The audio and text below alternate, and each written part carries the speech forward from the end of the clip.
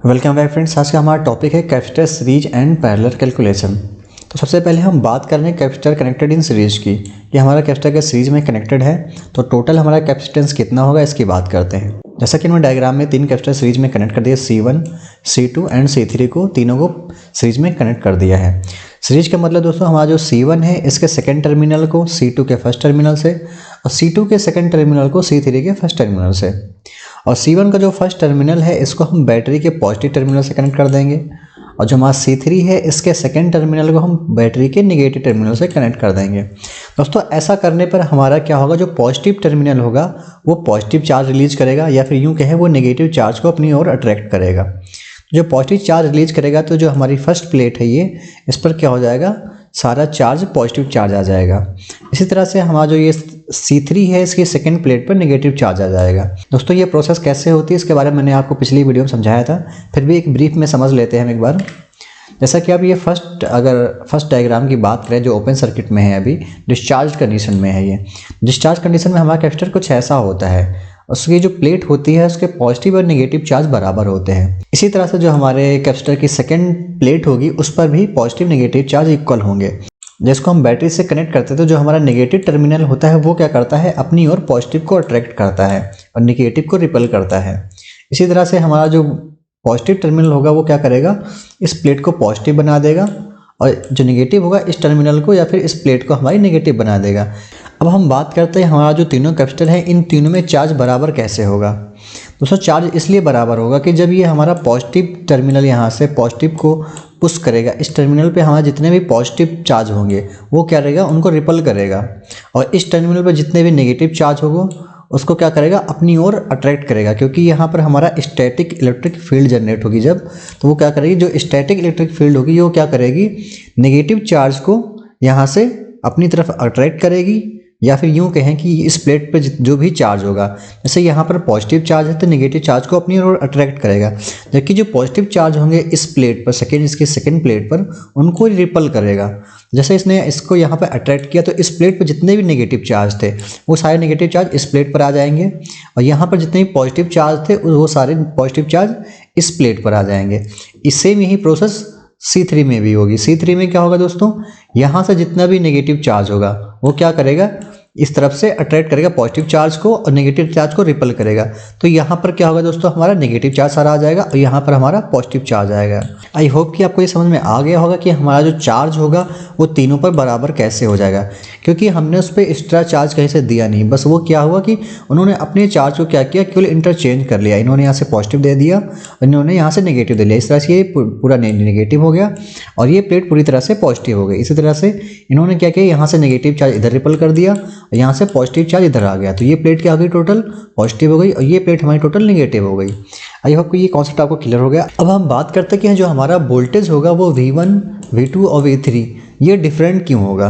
जो हमारा वोल्टेज होता है दोस्तों वो Q/C होता है। जैसा कि हमें मालूम है जो कैपेसिटर है वो अलग अलग वैल्यू के ले रखे हैं। इसी तरह से जब हम अलग अलग वैल्यू के लेंगे तो हमारा जो चार्ज है वो तो तीनों पर सेम है, लेकिन हमारा जो कैपेसिटेंस है वो क्या है, तीनों पे डिफरेंस है। इस तरह से हमारा जो वोल्टेज होगा वो भी तीनों डिफरेंट आएगा। तो आई होप कि आपके समझ में आ गया कि हमारा जो चार्ज है वो इक्वल क्यों होगा और जो वोल्टेज है वो डिफरेंट क्यों होगा। तो दोस्तों अगर हम बात करें V1 की तो V1 की वैल्यू हो जाएगी Q/C1, V2 की वैल्यू हो जाएगी Q/C2, V3 की वैल्यू हो जाएगी Q/C3। दोस्तों जैसा कि हमें मालूम है, अगर हम टोटल सर्किट की बात करें, हम इस टोटल सर्किट में टोटल वोल्टेज कितना होगा, तो जो सोर्स वोल्टेज है वो V है। इस तरह से हमारा जो टोटल वोल्टेज हो जाएगा वो V1, V2 प्लस V3 हो जाएगा। मतलब इस सर्किट का जो टोटल वोल्टेज वो आ जाएगा V = V1 plus V2 plus V3। अगर हम बात करें सर्किट में एक ऐसा कैपेसिटर लगा दें जो इस तीनों कैपेसिटर को रिप्लेस कर दे। सेकंड डायग्राम में हमने एक ऐसा कैपेसिटर लिया है जो इन तीनों कैपेसिटर के इक्विवेलेंट है, या फिर यूं कहें इन तीनों कैपेसिटर के टोटल सम के बराबर है। तो दोस्तों अगर टोटल सम के बराबर है तो जितना चार्ज ये इकट्ठा करेगा उतना ही चार्ज ये तीनों मिलकर इकट्ठा करेंगे। तो दोस्तों अब इसका हम यहाँ पर जो हमारा V की वैल्यू होगी दोनों की सेम है, तो यहाँ पर टोटल इसका जो वैल्यू आ जाएगी दोस्तों क्या आ जाएगी, इन तीनों की वैल्यू के बराबर आ जाएगी, फिर इन तीनों के वोल्टेज के बराबर आ जाएगी। तो यहाँ से हम V की वैल्यू ले लेंगे। V की वैल्यू क्या आ जाएगी दोस्तों, Q/CS। V1 की वैल्यू हम सेम रख देंगे Q/C1, V2 की वैल्यू Q/C2, V3 की वैल्यू Q/C3। इस तरह से हमें ये इक्वेशन मिल जाएगी। अब इस इक्वेशन में हम ध्यान दें तो हमारा जो Q है वो तीनों में सेम है, तो क्यू क्या करेंगे दोस्तों, हम कॉमन ले लेंगे यहाँ से, तो हमें ये इक्वेशन मिल जाती है जो कि हमें सीरीज में टोटल कैपेसिटेंस निकालने की फॉर्मूला है हमारा। तो इस फॉर्मूले को हम एक क्वेश्चन पे अप्लाई करते हैं। जैसा कि हमने एक डायग्राम ले लिया है, इस डायग्राम में हमने 2 mu farad 3 and 6 mu farad का 3 कैपेसिटर लगा रखे हैं। अब हमें इन तीनों को एक ऐसे कैपेसिटर से चेंज करना है या फिर एक ऐसे कैपेसिटर से रिप्लेस करना है जिसकी वैल्यू इन तीनों के बराबर हो, या फिर जिसका कैपेसिटेंस इन तीनों के बराबर हो, या फिर यूँ कहेंगे एक ऐसा कैपेसिटर लेना है जो इन तीनों कैपेसिटर के बराबर अकेला काम करे। दोस्तों हम फॉर्मूला अप्लाई कर देते हैं। तो हमारा फॉर्मूला क्या था दोस्तों, ये 1/CS equal to 1/C1 1/C2 1/C3।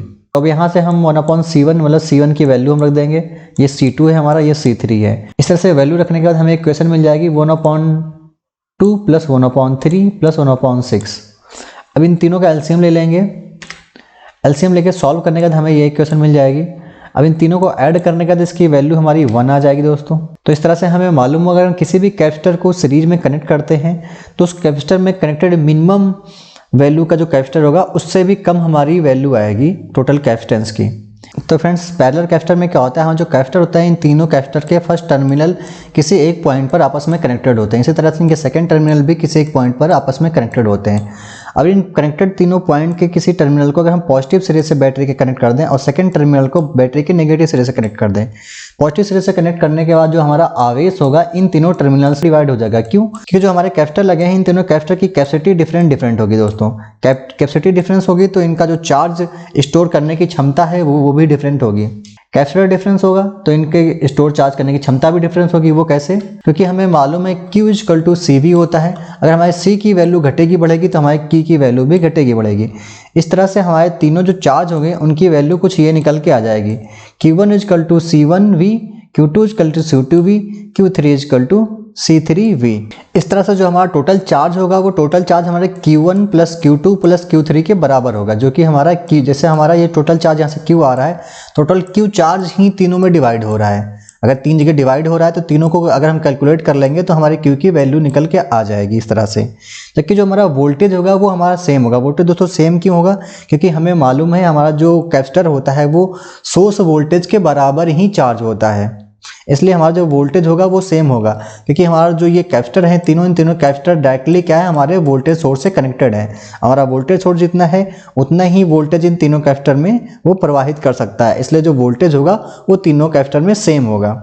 अगर हम बात करें कि हमने एक ऐसा कैपेसिटर ले लें जो इन तीनों कैपेसिटर को रिप्लेस कर दे, या फिर यूँ कहें कि हम एक ऐसा इक्विवेलेंट कैपेसिटर ले लो जो इन तीनों कैपेसिटर के बराबर अकेला काम करे, तो क्या होगा दोस्तों, उसका जो वोल्टेज होगा वो वोल्टेज के बराबर होगा, या फिर में जो चार्ज स्टोर करने की क्षमता होगी या कैपेसिटेंस होगी इन तीनों कैपेसिटर के चार्ज इकट्ठा करने के क्षमता के बराबर ही इसकी क्षमता होगी। तो उसके लिए Q इक्वल टू दोस्तों क्या हो जाएगा, Q इक्वल टू हो जाएगा Q1 plus Q2 plus Q3। क्यों? क्योंकि जो हमारा जो ये तीनों कैपेसिटर हैं ये तीनों मिलकर जितना चार्ज इकट्ठा करेंगे वो हमारा ये अकेला कैपेसिटर चार्ज इकट्ठा कर लेगा, इसलिए यहाँ इसका चार्ज बराबर इन तीनों के चार्ज का योग, इसलिए हमारा Q इक्वल टू हो जाएगा Q1 plus Q2 plus Q3। हम बात करेंगे हमें Q1 की वैल्यू यहाँ से रख दे, Q1 इक्वल टू दोस्तों क्या हो जाएगा, Q की वैल्यू क्या हो जाएगी, Q इक्वल टू CV होता है हमारा, तो हम Q इक्वल टू CV रख देंगे। और Q1 की वैल्यू यहाँ से C1 प्लस Q2 की वैल्यू C2V2, Q3 की वैल्यू C3V पुट कर दे, तो हमारी कुछ ऐसी इक्वेशन निकल के आ जाएगी। अब हमें मालूम है हमारा जो पैरेलल कैपेसिटर होता है उसमें क्या होता है, वोल्टेज सेम होता है। अगर वोल्टेज सेम है तो हम यहाँ से वोल्टेज को कॉमन ले सकते हैं दोस्तों, तीनों वोल्टेज को। तो कॉमन लेने के बाद हमारा जो टोटल कैपेसिटेंस आ जाएगा ये निकल के आ जाएगा कि अगर हमें इन तीनों कैपेसिटर की टोटल वैल्यू निकालनी है या फिर हमें एक ऐसा कैपेसिटर चाहिए जो इन तीनों कैपेसिटर को रिप्लेस कर दे, तो उसकी कैपेसिटेंस वैल्यू क्या होगी, तो उसके लिए हमारा फॉर्मूला निकल के आ गया। मान लीजिए हमारे पास कोई कैपेसिटर है जिसमें हमने 8, 4 और 2 फैरेड के कैपेसिटर लगा रखे हैं, तो इनका टोटल कैपेसिटेंस क्या होगा, फिर इन तीनों को रिप्लेस करने के लिए एक कैपेसिटर जो लगेगा उस कैपेसिटर की वैल्यू क्या होगी। तो हमने यहाँ पे C1, C2, C3 की वैल्यू यहाँ पे पुट कर दी है, तो हमारा ये इक्वेशन निकल के आया। इन तीनों को सॉल्व करने के बाद हमारा टोटल कितना 14 फैरेड निकल के आ जाएगा। इस तरह से हमें मालूम हुआ कि अगर हम किसी भी कैपेसिटर को पैरेलल में कनेक्टेड करते हैं तो हमारा जो टोटल कैपेसिटेंस होगा वो इन तीनों के योग के बराबर होगा। मतलब अगर हमें अधिक कैपेसिटेंस चाहिए तो हमें कैपेसिटर को पैरेलल में कनेक्टेड करना होगा, या फिर अगर हमें कम कैपेसिटेंस चाहिए हो तो उस कैपेसिटर को हमें सीरीज में कनेक्टेड करना होगा। आई होप आपको ये समझ में आ गया होगा। मिलते हैं नेक्स्ट वीडियो में नेक्स्ट टॉपिक के साथ।